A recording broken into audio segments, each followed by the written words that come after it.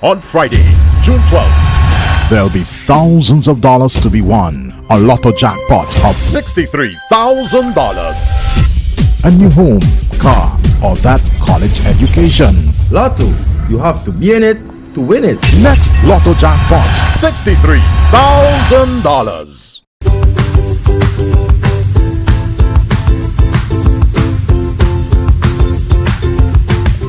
Good morning, boys and girls. Do you know what this is? Do you want to avoid getting shocked? Tune in on VC3 as we focus on science lessons. I'm your teacher, Javid Wilson.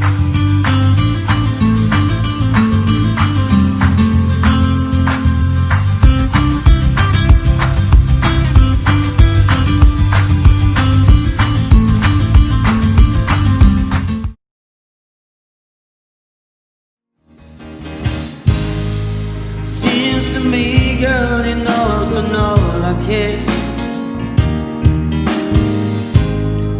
You see, I beg, stole, and I borrow. Yeah, yeah. Ooh, and I'm easy. I'm easy like Sunday morning.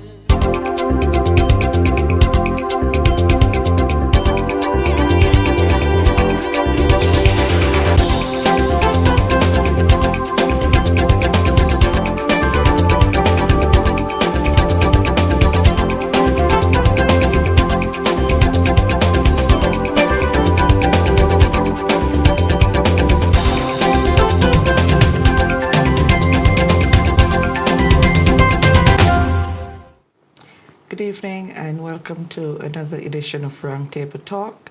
We are pleased to welcome back to the Roundtable the Honourable Minister of Agriculture, SABOTO Caesar, and the Chief Operating Officer at the Medicinal Cannabis Authority, Mr. TERRAL MAPP. Welcome back to both of you. Thank you very much. Thank you for taking the time once again. Now, one thing we have to do, COVID or no COVID, we all have to eat. We have to feed ourselves, feed the nation, and even feed our neighbors. A lot has been happening and continues to happen where agriculture is concerned. Can you, Mr. Minister, tell us what has transpired so far since our last talk here? I want to put everything that is taking place within the context that in agricultural production, it is driven significantly by what is demanded by the market. Production is of first importance when we consider what is taking place with supply and the demand. So even though you have a pandemic, you still have to assess what is going on within the context of production, supply, demand, and prices. In St. Vincent and the Grenadines, we have witnessed over the last 2 months the opening of 5 buying depots. And these are financed by the government. In fact, what we wanted to ensure is that throughout the length and breadth of the country, we have different areas that farmers can take their products to. The Love Box initiative has taken deep roots. We anticipated that with the closure of some ports in the OECS, ports which hitherto exported before the pandemic started, they were major exporters of agricultural products. Because we did not close our ports, we saw an increase in the demand for goods from St. Vincent and the Grenadines. And we have been able to service all our markets in the region and extra-regionally. The Love Box program and initiative has created in different areas and communities an opportunity for farmers to bring their produce. What takes place basically in the morning from 8 o'clock up until about 4 o'clock in the afternoon, you have farmers streaming in, trucks bringing products, and they're being graded, purchased, and paid for the next week. And it's really a beautiful sight to go to these areas and see persons there to receive their payment. Whilst all of this is going on, the traffickers to Trinidad and Tobago, to Barbados, to the British Virgin Islands and the USVI have always had the opportunity to get their products as well from farmers. And this goes to show that St. Vincent and the Grenadines is a food secured country, because we can still provide enough for the Love Box program, we can still export significant quantities, and it is not impacting a negative way on prices. So from a production standpoint, we have seen that the farmers are still harvesting and the farmers are still making a significant livelihood from agriculture. Importantly though, with the onset of COVID-19, the government would have passed the supplementary estimates in the House of Assembly. And as it pertains to the fishing subsector, we have the fishing gears now available for the fisher folk. We have advertised in the newspapers for bids. So the government did in fact purchase the gears? Yes, the gears are now available. So they have arrived? Yes, the gears have arrived, and we have purchased from local salespersons as well. Mm-hmm. And we have placed in the newspaper the advertisement as it pertains to the tendering for the building of the boats. And I was advised by the permanent secretary that this may run for another week, and then we are going to address the issue of the construction of the fishing vessels. 40 boats which are to be built, and they must have the specifications of the ice boxes to ensure that when they go out to fish, that when they come back, that the fish is as fresh as possible, because we are working within the context of the international framework where we have to set extremely high standards. As it pertains to the livestock, because in St. Vincent and the Grenadines, now we are seen in the OECS as the largest exporter of livestock. And this opportunity has provided for us the situation where we can increase production and productivity of livestock.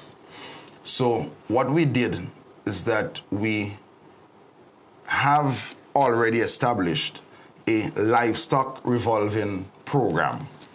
And this is where farmers will be given animals on the revolving program by the government. And when they reproduce, the veterinary division will come and take an animal, and it will revolve, because other farmers will be able to get animals from the program. We have already secured close to 1,200 animals, but we cannot discuss where we are in our efforts in this period of the pandemic without spending some time on the issue of the drought. We are currently experiencing, and we're coming to the tail end of it, one of the worst droughts that we have ever experienced. Definitely the worst in the last 50 years. So is the ministry going to put any sort of mechanisms in place to help to address that situation? Currently, our extension officers and data collectors are on the ground doing the work to get the information as to how the farmers were impacted. It is a policy of the government of St. Vincent and the Grenadines that whenever our farmers are impacted in a negative way, that there will be assistance. And I was advised by the cabinet that there is a plan and a framework to have some income support for the farmers of St. Vincent and the Grenadines affected by the drought, the very harsh drought conditions. In some areas, we have even seen where we had the death of livestock, where persons had to be assisted by the government to take water, to take animal feed to their animals, because the pastures were basically gone. And that definitely had a negative impact on livestock production. We have an order currently from Grenada. The private sector in Grenada contacted us, and of course he has to go through the protocols with his government, to export 100 heads of cattle from St. Vincent and the Grenadines. The issues of quarantining would have to be dealt with on both sides, because if you're coming into the country now, which he usually do, he will have to be quarantined for a period of 14 days. So right now we're working out the arrangement as to how we can have the best protocols to facilitate that export. But we are working with the modern technology that we have in the ministry. We're in the process of enforcing a system of tagging of animals, and that should begin in about a week or two. We have seen over the last 2 weeks the distribution of plants and plantlets and seeds and seedlings. In fact, currently there are 40,000 pineapple plants to go out to farmers, and farmers are taking up these plants on a day-to-day basis. How do they access them? You can just go to any one of the agriculture stations. The extension officers, of course, would know the farmers and the persons who are entering the agriculture sector. So it's not only for existing farmers, it's also for farmers who are entering the sector. We, last week, completed the distribution of 1,000 citrus plants. And, you know, there's a saying, they went like hot bread, because a lot of persons are not aware that in 2010, we were devastated by Hurricane Thomas. We lost a lot of trees, but then we had citrus greening, a disease coming after that, lasting for the entire decade, from 2010 to 2020, and it is still present. So we embarked on a program to revitalize the citrus subsector. And we have completed the distribution of the plants, and we're going into phase 2 now, where we're going to basically place in the nursery 10,000 plants. You know, when we grew up, everybody had a lime tree, everybody had an orange tree. Persons had their tangerine. I remember one time I was caught eating a tangerine in class, and I wonder how the teacher knew. But it's really fulfilling. And farmers are showing an extreme sense of pride and appreciation for the work that stakeholders throughout the value chain are offering at this point in time. Not only the government and the technicians in the government, but the supermarkets. You're talking about the persons who are transporting and doing the shipping, the exporters, the traffickers, the persons from the Medicinal Cannabis Authority, who basically they're anchoring this Love Box initiative in providing significant administrative support. So I think that this is a good time for Yes. us to introduce Mr. MAPP, and Yes. he will tell us exactly what role the MCA is playing in this very important and significant initiative. Thank you, Teresa. Well, let me first say a pleasant good evening to the people of St. Vincent and Grenadines and my colleagues at the Medicinal Cannabis Authority. You know, when COVID broke, it slowed a lot of things throughout the world. But the Medicinal Cannabis Authority, we haven't slowed down. We haven't taken our foot off the pedal. In fact, we have been doubling up. If you take, for instance, the CEO, Dr. Gerald Thompson, who is an excellent professional and a wonderful person to work with, somehow he placed himself in the COVID task force and has been doing wonderful work, traversing the entire St. Vincent and the Grenadines and educating people on how to, the measures, social distancing, washing your hands, and how measures to put in place to, you know, protect yourself against this dangerous disease.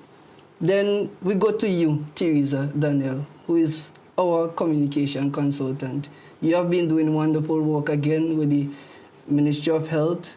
Then we could go to the chairman of the board, Richard Branch. He has been a leader in rolling out the stimulus package, the component of the agriculture ministry. He's been doing wonderful work as it regards the boat, dealing with the boat, the fishing boats and the gates and the gears.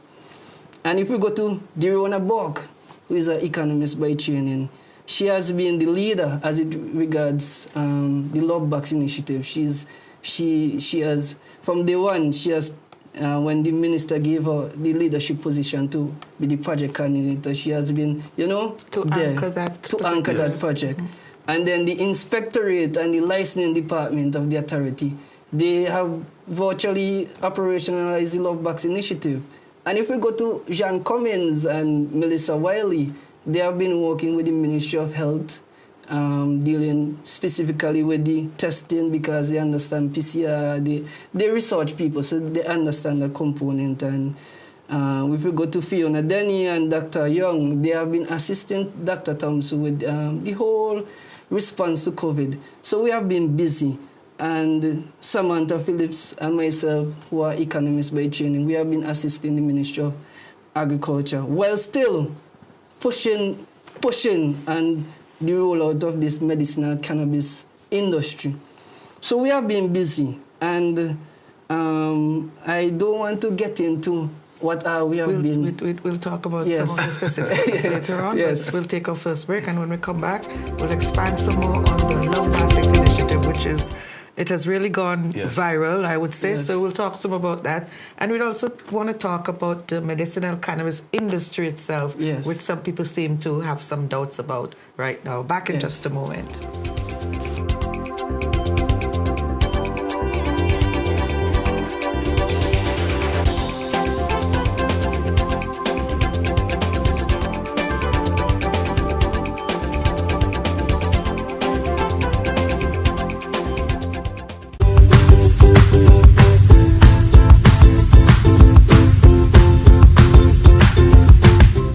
Good day, everybody. I am your language teacher, Miss McGuire. Tune into VC3 every week where you can get live learning sessions. See you there.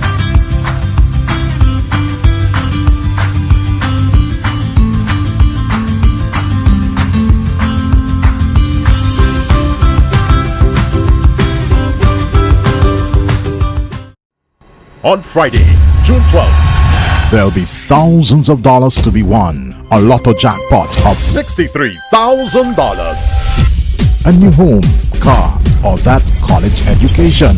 Lotto, you have to be in it to win it. Next lotto jackpot. $63,000.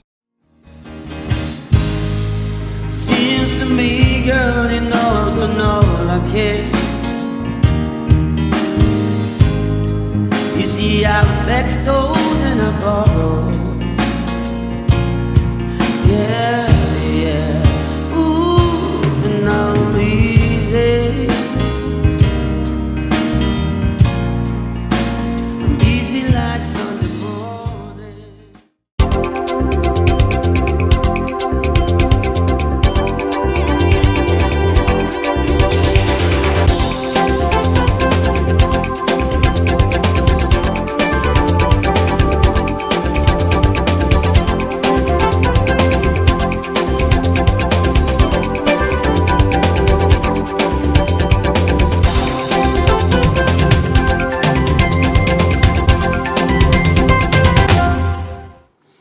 Welcome back. Just before the break, Mr. MAPP was talking about the role the MCA is playing, and I think you named your staff basically and spoke about their various roles.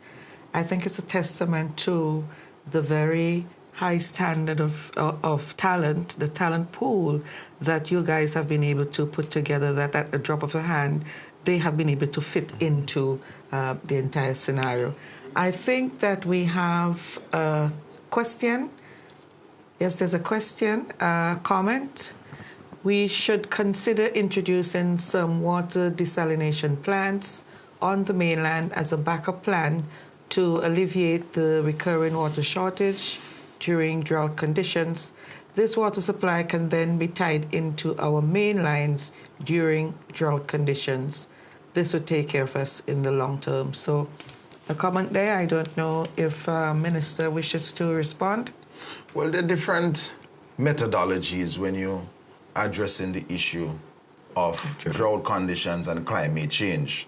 And irrigation plays a very important role. In fact, the banana company in Measures provided support to a large number of farmers especially in the coastal areas, to get water tanks and drip lines, because drip irrigation is one that we have practiced. What we have noticed over the last 20 years in St. Vincent and the Grenadines, when we really took a serious approach to irrigation, is that when we place the irrigation heads in the rivers, it is good when the river level is low, but when it becomes torrent in the rainy season, talking about from August right down to December, sometimes into January, we lost tens of millions of dollars in irrigation hardware. And we're in the process of rethinking that, because what we may have to actually do is to use some engineering skills and channel the water inland, away from the banks of the river. We lost a lot in the Georgetown area. Also in right in Diamonds, we use the water course in Diamonds to irrigate the Sans Souci, what was formerly the Sans Souci estate. So it is something that we're working with. We have a technical department addressing that. I know that the issue of a desalination plant and desalination plants were raised, and these are especially for the Grenadines. But I think with greater opportunities for water storage, and it's something that we are currently addressing, that we will be able to weather the storm when it comes to the droughts, because with climate change, the weather is very uncertain. Some persons are even wondering, are we going to have another dry spell in August? I hope not, and I pray not. But I am really working with the technicians in the ministry to ensure that the issues of irrigation are addressed. And I just want to endorse the drive that we have with the greenhouse parks. I went up to Montreal Greenhouse Park last weekend. How many are they? There are about, in the actual greenhouse park, there are about 8 very large greenhouses. And when you see, because of the irrigation, the impact that it is having on production, it's definitely not impacted in a negative way. And there are a lot of other farmers who are also going into greenhouse production and having their water storage. And this definitely is something that we're going to work on to enhance. Back to the Love Box initiative. Yes. We promised that we would talk a bit more about that. What was the idea, the thinking behind the establishment of this project? Yes. Well, long before COVID-19, St. Vincent and the Grenadines were being leaders in the thrust towards reducing hunger and undernourishment. And in fact, we were the first English-speaking country in the Western Hemisphere to have a parliamentary front against hunger. It is where both government and opposition agreed that when it comes to fighting hunger and undernourishment, we have a united front. And this was advanced by the FAO of the United Nations. After that, we had the development of the very important and novel program, the Zero Hunger Trust Fund. And it was part of the government's manifesto that we want to ensure that we take hunger and undernourishment to a number approaching zero. Since then, we have worked with several organizations and different stakeholders to address this matter. So up comes COVID-19, where many persons were laid off. Some persons lost employment because of the external shock. If you're working in the tourism sector, you're working at a hotel, and the hotel is closed, of course, you become vulnerable. And being food vulnerable is one of the issues that we considered, because it was clear in the Sustainable Development Goals that at every step, the issues of food affordability, food accessibility, and food availability, 3 very important A's when we are addressing the issue of zeroing hunger. So the cabinet in its wisdom decided that we have to make food available and accessible. And because of the issue of persons not having the same income in some instances, it had to be affordable. And we decided to have a care program, and it is dubbed the Love Box program.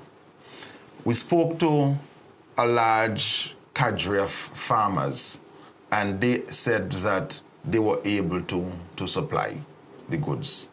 And we selected the items, and we always ensured that we maintained our external markets. So we are purchasing a percentage of the production, because what we don't want to do is to put all the food on the Love Box program. You lose the external markets, and when you're now ready to ramp up production to export, those markets are gone to other producers from other countries. So we have maintained our market share regionally and extra-regionally, and we have been able to, over the last month, distribute over 2,800 Love Boxes. And we're speaking about vegetables, fruits, and even some snacks, which are made, little plantain chips farine. And farine, made by eggs are also part of it. And it is an exciting project because the farmers are able to sell goods every single day. You sell Monday, Tuesday, Wednesday, Thursday, Friday to the Love Box program. Saturday and Sunday, you sell into your traffickers, and also on a Thursday and a Wednesday. So farmers have basically embraced this in a way that we could not imagine. And to see the joy on the faces of the families receiving these boxes. Who can access these boxes? These boxes are distributed mainly through the churches and the Ministry of National Mobilization. So if I tell you I know who these boxes are going to, I don't know who these boxes are going to, but I know that there's a mechanism where church leaders, they will call the Ministry of National Mobilization, and they have a national system. I saw where someone posted a picture on Facebook where some boxes were delivered in Union Island. I've seen boxes in Beckway, in North Leeward, in different places of the country. And persons are commenting, they're very happy for these boxes. And I really want to thank all of the farmers, the MC, the technicians in the ministry, the persons who are working day in, day out to make this excellent initiative possible. And how long do you think this program will go on for? Well, some persons are saying that this is a program that should be a permanent program, not definitely in the large quantities, but we have an excellent social safety net system in this country where we work to ensure that families who are food vulnerable, that they get assistance. Instead of giving someone, of course, persons will need financing to cover some bills because they may fall into some difficulty whether they're physically unable to work. But we can support the farmers by having everything in the Love Boxes made locally, which is the situation now, and ensure that citizens who are vulnerable can access the local produce. So you're helping the farmers, you're helping stakeholders through the value chain, and you're helping persons who are vulnerable. And I would suggest that this program and initiative will continue in some form of fashion throughout the period, because we have up until 2030 to basically achieve the Sustainable Development Goals. And it should become a permanent plank, a permanent pillar of our quest to zero hunger. And I am seeing where other countries are taking it up on board. Of course, they may not have the quantities of food that we have. Some persons have already said to us in the ministry that because of the Love Box initiative, a lot of the goods that were not able to be marketed are now marketed. So it is fueling an internal trade in the economy. And when you add that to the already existing trade with the supermarkets, with the persons who have the different vegetable stalls around the country, and these are popping up at different places. You pass, you see nice mangoes, guavas, pineapples being sold at different places, and I really want to commend them for the very tidy work that is being done. When you add that to the Love Box initiative and what is happening in our route, what is happening in fisheries, what is happening on the export end, what is happening in cannabis, we are really seeing before our very eyes the onset of a green revolution, where a lot of persons who before now were ifing and butting and wondering whether or not they should get into agriculture. You're seeing persons who have other jobs now saying, I want a piece of land. Have you seen an intake of people getting into agriculture since? A lot of young persons especially getting into agriculture since COVID-19, because especially those who are into backyard gardening, and what we're seeing is that persons would utilize a very small portion of their yard. They are now expanding, and they had a mindset where they wanted to grow and eat what they grow, but now they want to sell. They have to sell, yeah, because the production has increased. So moving away from the subsistence. From your vantage point, what have been the main lessons that you have learned or that you can see coming out of this Love Box initiative? Well, the Love Box initiative, from the standpoint of the MC, it has taught us, it has challenged us to bring out our best, and it has taught us that, I really want to take this opportunity to thank the Cabinet and the Minister of Agriculture for giving us such a strong team at the MC. So it has brought out the best in us, that we could be nimble and we could be efficient, we could balance, we could do many things at once, because a crisis forces you to do more with less, and we have been doing that. So the initiative has sort of incentivized farmers to increase production and productivity.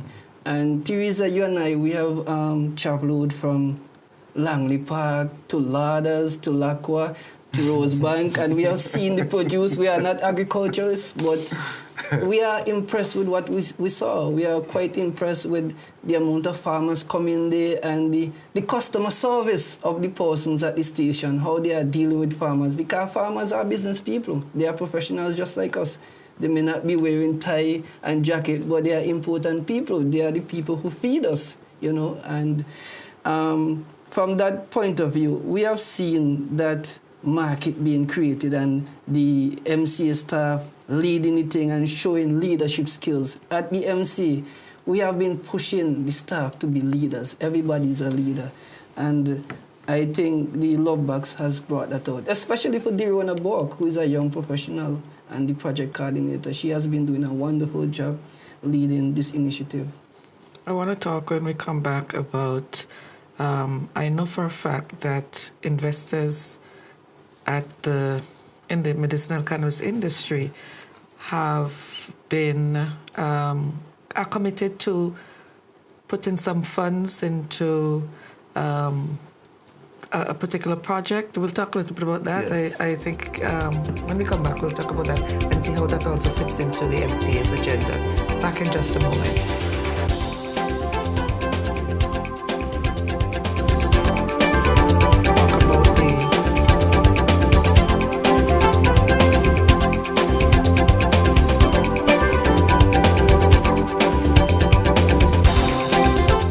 We can all help stop the spread of germs and prevent the spread of respiratory viruses like COVID-19 and the flu. Wash your hands for at least 20 seconds. Avoid touching your face with unwashed hands. Avoid skin-to-skin contact with other people. Stay home and away from others while you're sick. Cover your mouth and nose when coughing or sneezing. And finally, clean frequently touched objects and surfaces. For more information, visit scdhec.gov/COVID-19. Seems to me, girl, you know I care. You see, I extolled and I borrowed. Yeah, ooh, and I'm easy.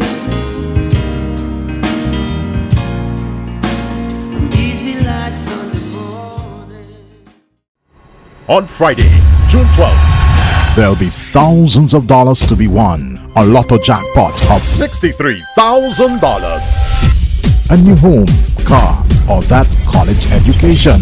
Lotto, you have to be in it to win it. Next lotto jackpot. $63,000.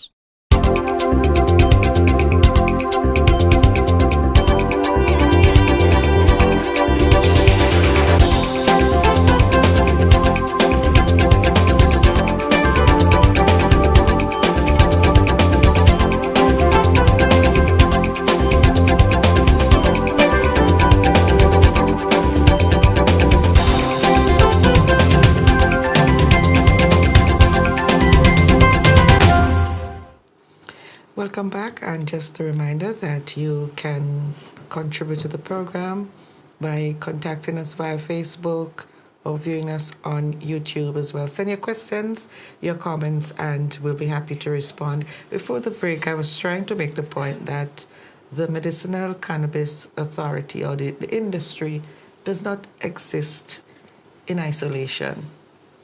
Yeah? Because we have to eat. So it's not a matter of having cannabis and you don't have food to eat, because we have to eat, and there has to be a balance. So how is the MCA going to ensure that that in fact takes place? Thank you for your question, Teresa.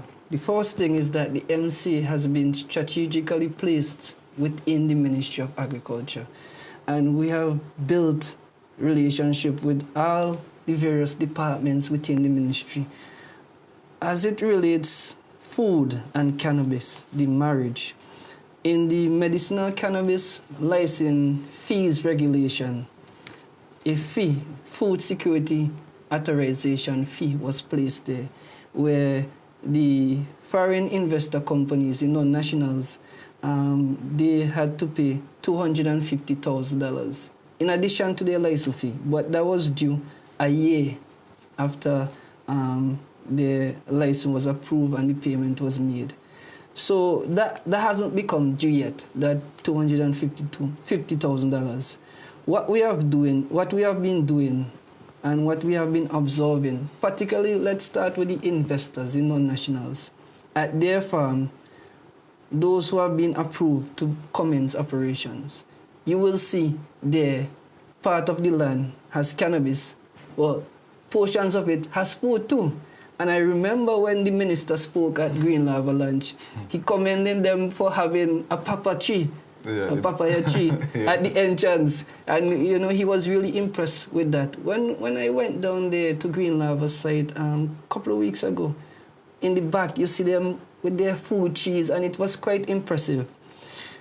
With respect to the traditional cultivators now, what we have been learning and what I have been advised, particularly from the inspectors like Renford Byam and Dennis Samuel, will tell me, if a traditional cultivator has 5 acres assigned for cannabis production, because the license allows for 5 acres of production, what will take place is that 1 acre is, in their own mind, the way in which they have structured their farm, 1 acre is for cannabis, and the other 4 acres is allocated to food production. So traditional cultivators of cannabis are already embedded in them is that understanding of the importance of food and food production. Even when we go to Lasham now, the cabinet has given the MC approval. So explain to us, what is Lasham for those? Lasham Tapil, that is over 250 acres of land in North Leeward, down Richmond. The cabinet has given us approval to subdivide the lands to make it available to traditional cultivators of cannabis for not just cannabis production, but for food production. And we have done a drone image of the land, and we have done some drone surveying, because the plan is to subdivide the land into 2-acre plot to give out to traditional cultivators, 2 to 3 acre plot.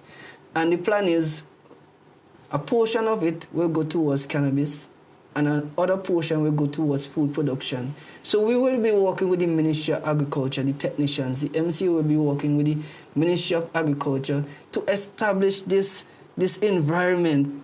Lasham, the vision we have for Lasham is a capital of food production down North Leeward, because Lasham, the land has been fallow for quite some time.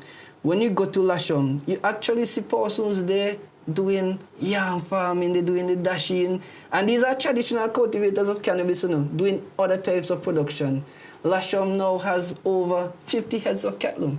I think the minister went down there, and every time the cattle are in good health, and the plan is to allocate a portion of land down Lasham and Tapil for livestock farming.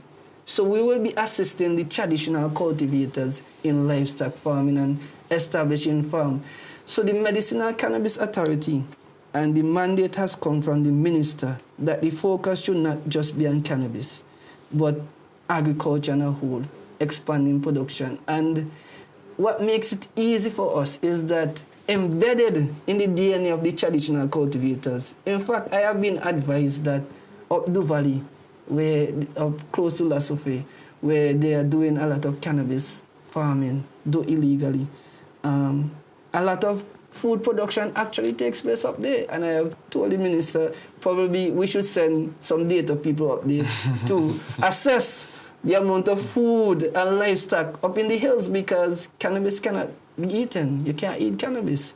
So in terms of rolling out a platform of cannabis and food production, the MC has been given that mandate, and in fact, my CEO is quite excited about this drive towards food production. He's very, very excited, and we are looking to work with the ministry towards this end. I remember in the year 2007, going into 2008, at the time I was a junior minister in the Ministry of Agriculture, and we received $3 million through the ALBA program from President Hugo Chavez to do an alternative sustainable livelihoods program. And this was, of course, before the whole issue of medicinal cannabis. And at that time, I remember sitting in the meetings with hundreds of traditional cultivators to discuss agriculture as it pertains to food production, because there are a lot of persons who have a misconception that when you see a man who is a ganja farmer, that all he plants is cannabis. All he's planting is weed. But if you go on his farm, you will definitely see a diversity and definitely a diverse production platform there where he's farming. We just discussed the supplementary estimates. And I want persons who are listening to be aware that the traditional cultivators of cannabis, who are now part and parcel of that cadre of persons working with the Medicinal Cannabis Authority, they have their traditional cultivators licenses, that these persons can access all of the resources which are made available, whether it's livestock, inputs, fertilizer, scoops, whether it is the issue of the boats, they want to go into fishing. So we are looking at St. Vincent and the Grenadines, whereby the traditional cannabis cultivators are now an integral part of a diversified agricultural platform. And I had a discussion 2 nights ago with a gentleman who is a herbalist. He's not certified, but he has been doing a lot of work, and he has some training from different persons along the generations of persons involved in producing herbs in this country. And he now is working, getting the advanced technology provided by an investor, a local investor who merged with an international investor. And he wants to do testing of his product and to now farm turmeric, many acres of turmeric, to address the issue of the extraction of moringa oil, seeing what kind of product can be created if you mix the moringa oil with the coconut oil, and to have the persons who are medically trained to do their testing. So we are seeing in St. Vincent and the Grenadines unfolding before our very eyes a diversified production platform in which plant-based medicine is going to play a very important role. And it now dovetails into the whole issue of us not only being a destination where persons would come for our beaches, but wellness. We want to be known as a place where if you want to get well, you go to St. Vincent and the Grenadines. And you get well. And you get well. Okay, there's a question for you. Taking into account, I imagine, the limited land resource in SVG, which is to be used for agriculture and social programs, what is the plan of the Ministry of Agriculture along with the Ministry of Lands, same ministry now, Yes. to maximize cannabis production for medicinal purposes vis-a-vis other agricultural practices without compromising the quality of cannabis with insecticides and other chemicals? Well, one thing I want to note in answering the question is that we have a thrust in this country to reduce the use of hazardous chemicals. A lot of persons are now saying thanks because there's no more aerial spraying. Remember the times when Peter Plane used to be flying over the entire country, releasing chemicals. Of course, when you had the bananas in a particular area and it was pure stand bananas, it was easier. But then persons start to live very close to these fields, and it was impacting on the villages. You no longer have aerial spraying in St. Vincent and the Grenadines. Secondly, we have a total ban on the usage and the importation of glyphosate products. You heard about the Roundup case in the US. And what we did, we led the initiative in the entire Caribbean. One of the first to ban glyphosate products coming into the country. And I remember some farmers were saying, but we need to use our touchdown. We need to use this, we need to use that. We have placed a ban on them. We have placed a ban on aerial spraying. And we have not seen a reduction in production and productivity.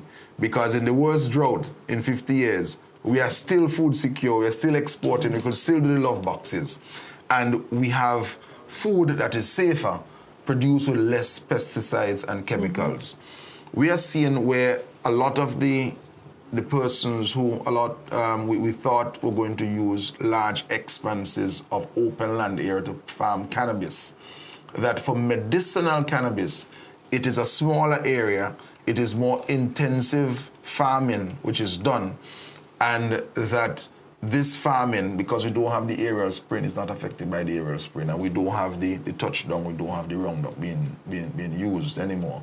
So it's a far more safer environment. In fact, we're trying to carve out a space in the export markets for organically produced goods from St. Vincent and the Grenadines, which will fetch a much higher price than the conventionally produced goods that we are currently exporting.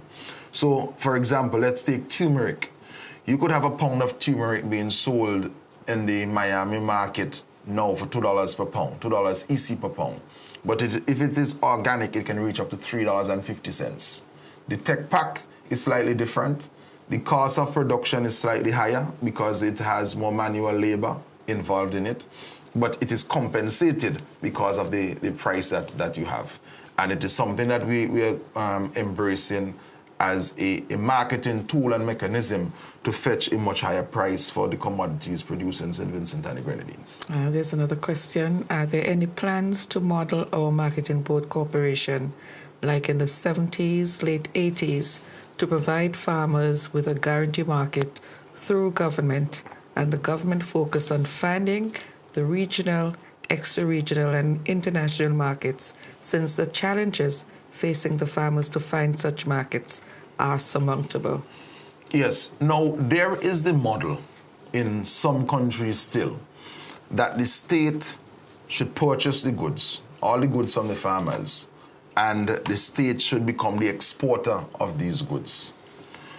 Well, it is a model that we inherited, because if you look at the plantation economy and how agriculture has evolved and how agriculture came to our islands, it was basically the metropole selecting a commodity. At one time it was cotton, at one time it was tobacco, at one time it was sugar or arrowroot. And the state, being the colonial power, purchasing these commodities and exporting it. Now, we have evolved. And we have seen the rise of the private sector as a force to export. So if you in answering that question, it's an excellent question that I would like us to debate, because some persons have one view and I have a different view. In the days when you had slavery, long before emancipation, you did not have the cadre of traffickers moving to sell goods as an independent private sector. No, we have an independent private sector. And what the government is doing is to create the enabling environment. And how do you create this environment? You build the Argyle International Airport, which gives persons greater access and accessibility to markets. You have the OECS Competitiveness Project in agriculture, where we are asking persons to pool their resources to become national aggregators, so they could have greater economies of scales and scope to be able to bring enough goods in a consolidated fashion to be able to export. We have some drawbacks. Let's talk about the drawbacks when we come back for our final segment. Back in just a moment.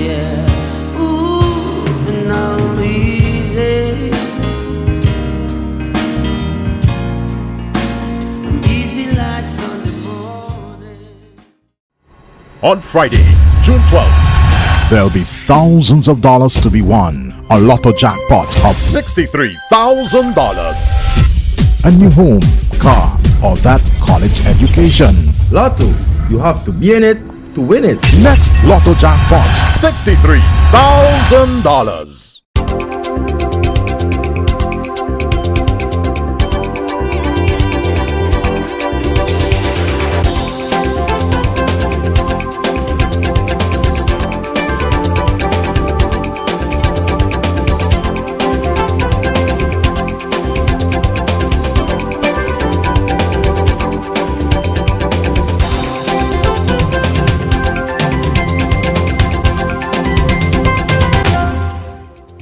Welcome back. Minister, you were talking about the drawbacks, the private versus the state. Yeah. One of the main problems we're facing today in the particular model that we have, where we have moved away from a centrally owned marketing corporation, is the absence of marine transport that is reliable throughout the region. The OECS has a revised Treaty of Basseterre, where we have a single market and economy, similar to the revised Treaty of Chagarama, so when you speak about CARICOM. However, if you cannot efficiently and in an efficacious manner move food throughout the member states, it is going to create a bottleneck. And here is where we have moved so far away from consolidated marketing by the state to now, with the technology, we want to have the virtual marketplace. The virtual marketplace is not going to be owned by the state. The virtual marketplace is going to be owned, managed, and operated by the children of the education revolution, the children of the farmers, the children of the farmer traffickers, where we want to move from you put in a sakadashin on a boat, hoping that you get it sold. We want to be able, before the goods leave St. Vincent and the Grenadines, the order we know the best markets to take the goods to. Correct. And we know the price that is going to be arranged. And we had a discussion last week with the Bureau of Standards, because there's a Standards Act in St. Vincent and the Grenadines. And we want, going forward, for us to gradually address issues of the standardization of goods being exported from St. Vincent and the Grenadines going into the international markets. Because what you have taking place is a very hard-working farmer going to his fields every single day.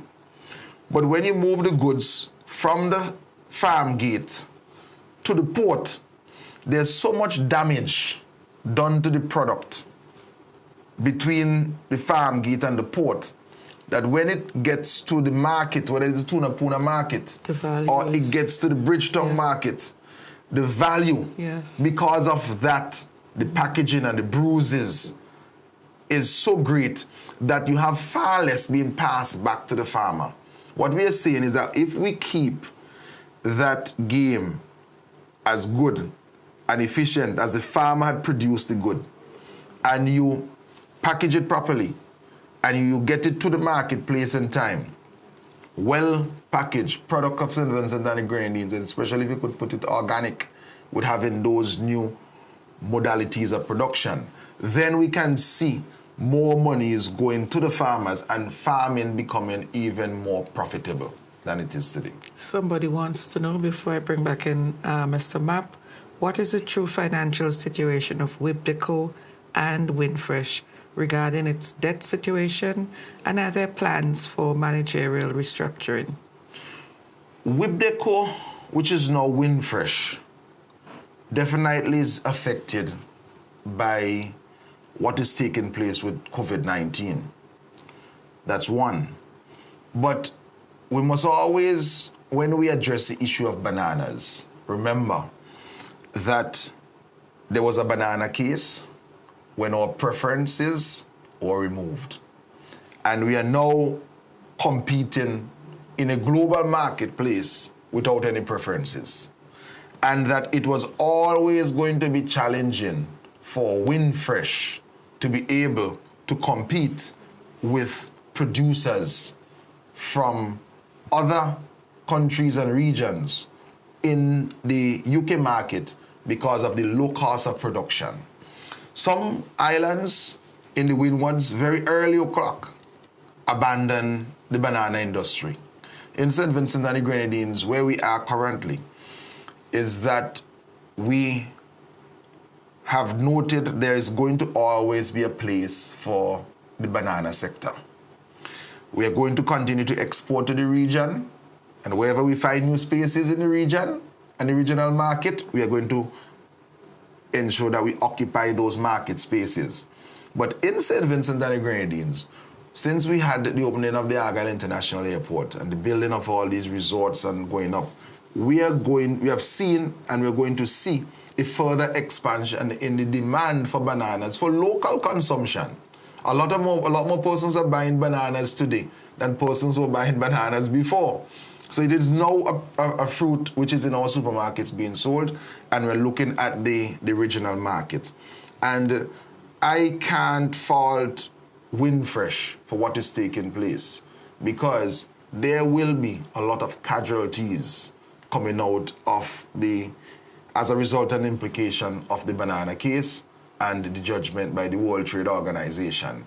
And I want to thank and congratulate Winfresh for fighting so far to stay alive, and especially in the diversification thrust that they have put forward and advanced, because St. Vincent and the Grenadines has Vinci Fresh, which by and large is one of the best hardware that we have for agro-processing in the entire OECS.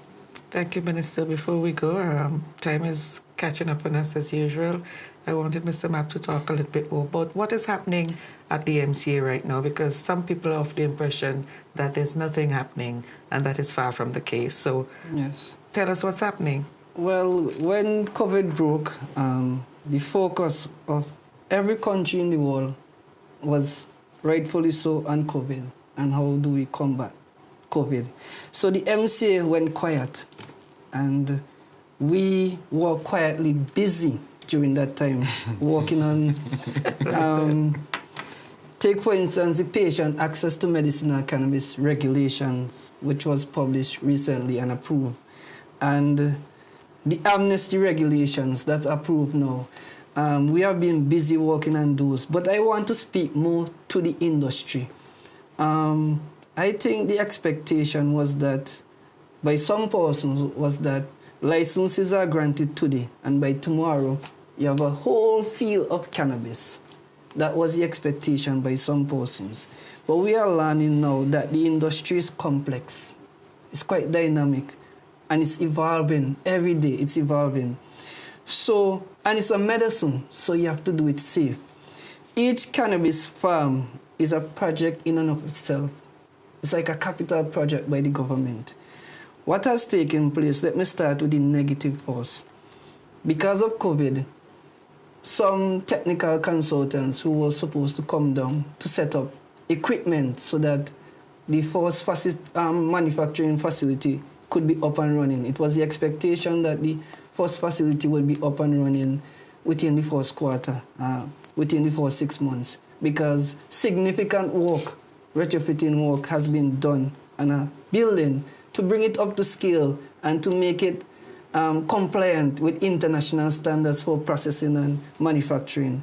But because of COVID and travel restrictions and stay-at-home orders, technical consultants can't come in. In terms of some investors are stuck in their country. And as I said, these are projects in and of themselves. And they want to be here to see the project set up and the fencing. You have to fence your property, you have to put in camera system. Millions of dollars in equipment have been imported in St. Vincent and the Grenadines. The cannabis industry has provided income.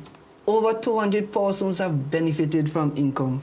And in addition to application and license fees, more money has been invested in the economy to build out cannabis farm than what we have actually received in application and license fees.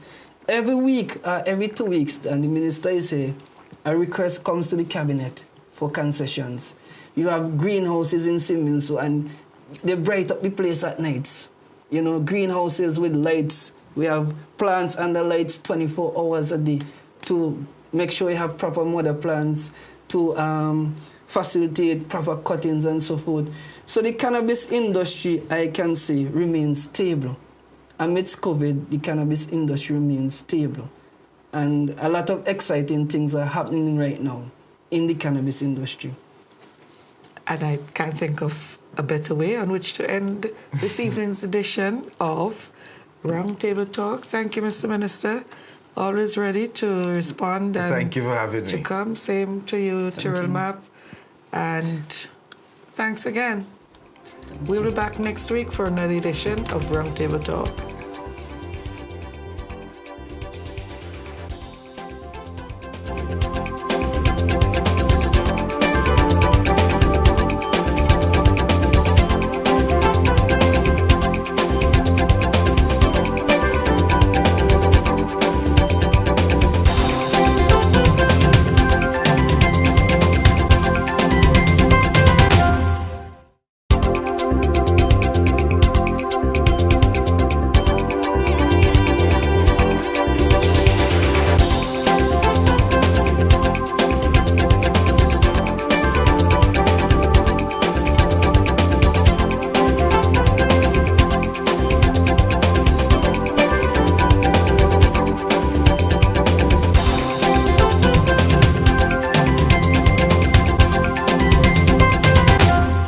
We can all help stop the spread of germs and prevent the spread of respiratory viruses like COVID-19 and the flu. Wash your hands for at least 20 seconds. Avoid touching your face with unwashed hands. Avoid skin-to-skin